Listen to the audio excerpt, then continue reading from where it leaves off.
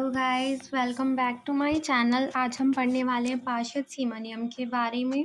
ये कंपनी अधिनियम 2013 के अंतर्गत आता है। तो अब इसको स्टार्ट करते हैं।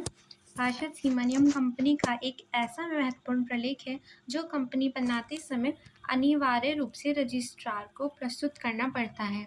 यानी कि जब हम अपनी कंपनी बना रहे हैं तो सबसे पहले काम हम यही करते हैं कि हम अपने पार्षद सीमा नियम को रजिस्ट्रार के पास सबमिट करते हैं। इसके बिना किसी भी कंपनी का समामेलन नहीं हो सकता। इसका मतलब इसके बिना किसी भी कंपनी को न्यायिक रूप से नहीं बनाया जा सकता।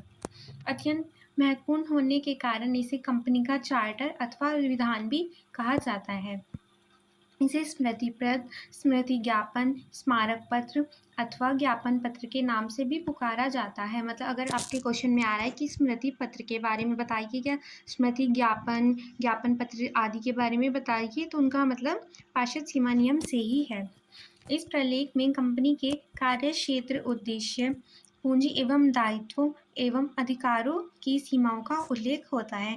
यानी कि उनके क्या कार्य हैं, क्या उद्देश्य हैं, क्या कितनी पूंजी लगाई हुई है, दायित्व और अधिकार क्या क्या हैं, उन सबका उल्लेख हमारे पार्षद सीमा नियम के अंतर्गत होता है। इसके बाहर किया गया कोई भी कार्य व्यर्थ माना जाता है, अतः इसे पर्याप्त सावधानी के साथ तैयार किया जाना चाहिए।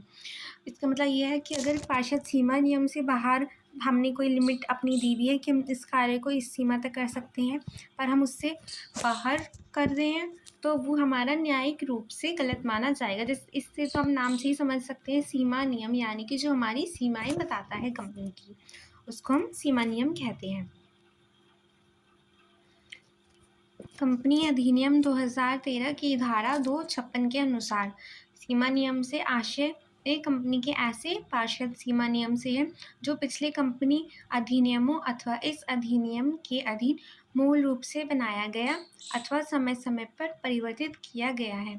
इसका मतलब वो किसी भी कंपनी एक्ट के अंतर्गत या फिर उस समय अगर कोई अलग अधिनियम चल रहा है उसके अंतर्गत बनाया गया है और उसको समय समय पर परिवर्तित किया गया है, अथवा वही हमारा फिक्स है, मूल रूप से मतलब फिक्स है, हमने उसमें कोई चेंज नहीं किया है।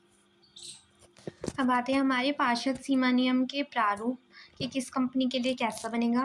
कंपनी अधिनियम 2013 की अनुसूची प्रथम की तालिका ABCDE में कंपनी के लिए पार्षद सीमा नियम के आदर्श प्रारूप दिए हुए हैं। इसका मतलब ये कि किस कंपनी के लिए किस प्रकार का पार्षद सीमा नियम बनेगा, वो हमारा एक तालिका दी हुई है, उसके अनुसार बनाया जाएगा। तो अगर हमारा तालिका ए बताती है अंशों द्वारा सीमित दायित्व वाली कंपनी के लिए कि कैसा पार्षद सीमा नियम बनेगा। जो हमारी तालिका बी है वो गारंटी द्वारा सीमित कंपनी के लिए बताती है जो अंश पूंजी रहित है। फिर तालिका सी हमारी गारंटी द्वारा सीमित कंपनी के लिए बताती है जो अंश पूंजी सहित है। फिर हमारी तालिका डी बताती है असीमित दायित्व वाली कंपनी के लिए जो अंश पूंजी रहित है, तथा ई बताती है असीमित दायित्व वाली कंपनी जो अंश पूंजी सहित है। पार्षद सीमा नियम तैयार करते समय ध्यान देने योग्य बातें यानी कि हमारे मेन पॉइंट्स कि हमें क्या क्या चीज़ें ध्यान रखनी होंगी पार्षद सीमा नियम बनाते समय। पार्षद सीमा नियम का प्रारूप यानी कि वह किस तरह बनेगा, जैसे हमने ऊपर तालिका में पढ़ा है, मुद्रित होना यानी कि वो छपा होना चाहिए, अनुच्छेदों में विभाजित, इसका मतलब वो पैराग्राफ्स में बटा होना चाहिए, और पैराग्राफ पर क्रम संख्या का अंकित होना यानी कि जितने भी पैराग्राफ है उन पर क्रम संख्या होनी चाहिए। हस्ताक्षरित एवं प्रमाणित नियम, इसका मतलब ये है कि एंड में हमें जो हमारे कंपनी के अधिकारी हैं, जो हमारे अभी निर्देशक हैं, वो हमारे उस पर सीमा नियम पर हस्ताक्षर करेंगे। हस्ताक्षरकर्ताओं की संख्या, ये जो हस्ताक्षर करता है उनकी संख्या फिक्स होती है कि निजी कंपनी के लिए हमारी 2 चाहिए, सार्वजनिक कंपनी है तो हमारे मिनिमम 7 चाहिए, और अगर एकल व्यक्ति कंपनी है यानी कि एकाकी कंपनी है तो 1 चाहिए। पार्षद सीमा नियम की विषय सामग्री या वाक्य, या फिर आप बोल सकते हैं इसको पार्षद सीमा नियम के भाग। कंपनी अधिनियम 2013 की धारा 4 के अनुसार पार्षद सीमा नियम के वाक्यों या विषय सामग्री में निम्नलिखित को शामिल किया जाता है। नंबर 1 आता है नाम वाक्य, और ये धारा 4 के अंतर्गत आता है। कंपनी वैधानिक व्यक्ति होने के कारण पहचान हेतु इसका कोई न कोई नाम आवश्यक है।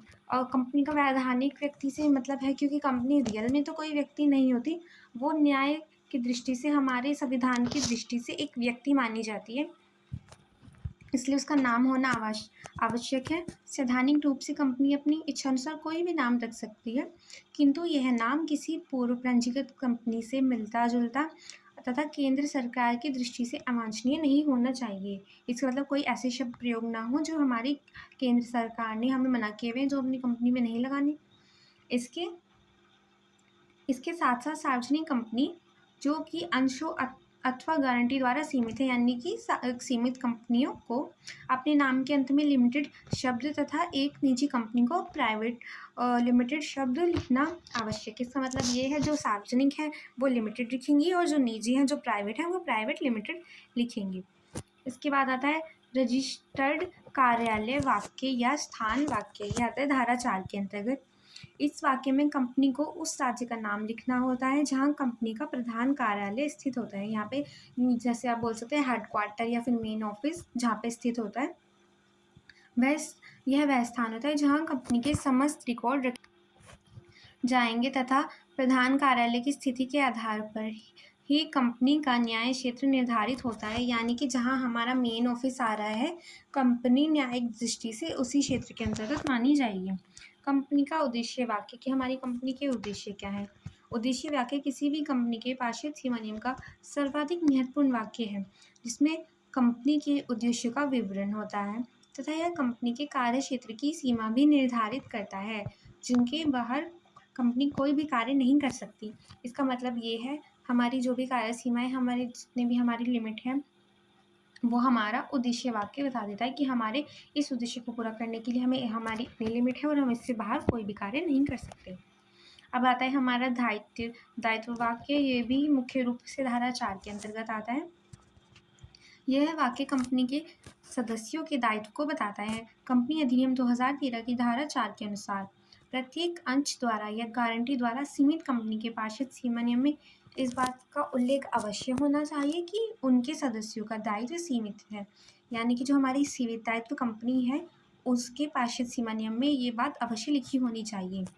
यह ध्यान रखना होगा कि असीमित दायित्व वाली कंपनी के पार्षद सीमा नियम में दायित्व वाक्य नहीं होता, क्योंकि नाम से समझ में आ रहा है उसका दायित्व असीमित है, तो हम उसको फिक्स तो नहीं कर सकते, इसलिए इसका दायित्व वाक्य नहीं होता।